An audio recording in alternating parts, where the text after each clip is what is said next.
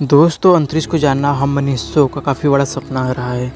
हम इस अंतरिक्ष को खंगाल रहे हैं किसी तरह के जीवन की तलाश के लिए। कई बार लगा कि अंतरिक्ष में हम केवल अकेले हैं, लेकिन कुछ मौके ऐसे भी आए जब हमें हमारे अंतरिक्ष से कुछ खास सिग्नल्स देखने और सुनने को मिले।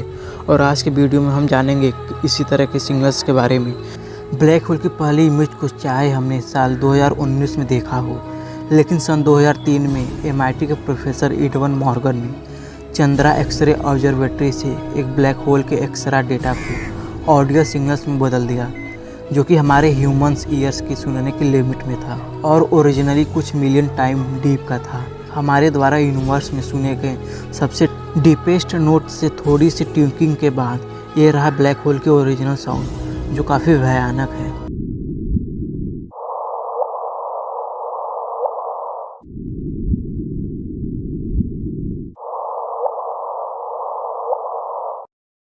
सन 1961 में दो इटालियन भाइयों ने एक सिग्नल्स को डिटेक्ट किया, जो कि अंतरिक्ष से आ रहा था, जो उनके अनुसार किसी सीक्रेट सोवियत स्पेस मिशन से जुड़ा था।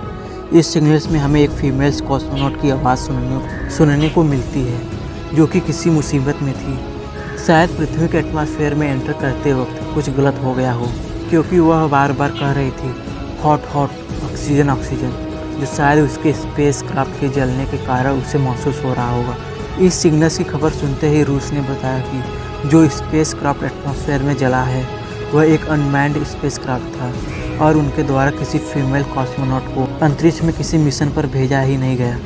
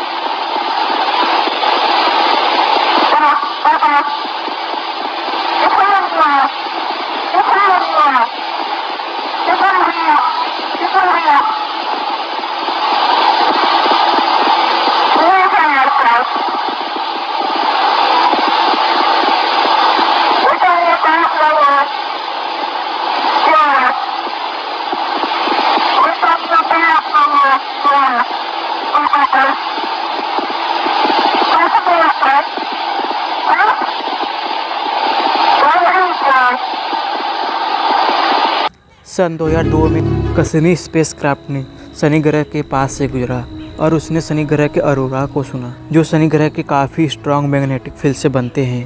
पहले साउंड को ह्यूमंस के द्वारा सुन पाना इम्पॉसिबल था, जिसके बाद इसे स्लो कर कंप्रेस किया गया, जिससे हमें सुनने को मिला यह साउंड।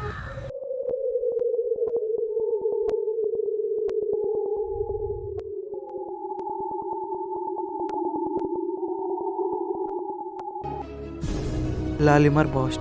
सन 2007 में कुछ वैज्ञानिकों ने पिछले 6 साल में इकट्ठे किए गए डेटा को स्टडी कर रहे थे। उन्होंने उसमें रेडियो के छोटे छोटे बर्स्ट को देखा, जो कि कुछ मिली सेकेंड का था और जो हमारी पृथ्वी से 11 मिलियन लाइट ईयर दूर मौजूद एरिया से आ रही थी। यह काफ़ी पुराना सिग्नल था, हमारे पृथ्वी के जन्म से भी पहले अपने उस एरिया से चले होंगे और जो हमें 11 बिलियन साल बाद हमारी पृथ्वी पर देखने को मिले। वैज्ञानिक इस बात से हैरान है जब यह सिग्नल्स वहाँ से चले होंगे और जिसने इसे बनाया होगा तो इसने उस समय इतना एनर्जी को रिलीज़ किया होगा जो हमारा सूर्य 4 महीनों में रिलीज़ करता है। यह भी एक सिग्नल्स है जिसके साथ एक काफ़ी इंटरेस्टिंग कहानी जुड़ी है। दरअसल वैज्ञानिकों ने इस सिग्नल्स को हमारे इस अंतरिक्ष में एक ऐसे रीजन से डिटेक्ट किया था जहाँ ना तो कोई तारा है और ना ही कोई ग्रह। सिग्नल्स के लोकेशन के लगभग 1000 लाइट ईयर दूर तक कोई प्लैनेट मौजूद नहीं है। यह सिग्नल पेजियस और एरीस इस कॉन्स्टेलेशन के बीच मौजूद खाली जगह से आया था। इस सिग्नल्स को शॉर्ट बर्स्ट के रूप में मेजर किया गया, जो कि 1420 मेगाहर्ट्ज़ के फ्रीक्वेंसी का था। यह वही फ्रीक्वेंसी है जिस पर हाइड्रोजन को ऑब्जर्व और रिलीज किया जाता है। वैज्ञानिकों ने आमतौर पर सोचा था कि इस सिग्नल्स का इस्तेमाल एलियन सिविलाइजेशन से कांटेक्ट करने के लिए किया जाए, और जब इस सिग्नल्स को रिसीव किया गया था तो इससे काफ़ी ज़्यादा अटेंशन भी मिली थी, क्योंकि सभी सोच रहे थे शायद एलियन हमें कांटेक्ट करने की कोशिश कर रहे हैं और आप भी इस सिग्नल्स को सुन सकते हैं।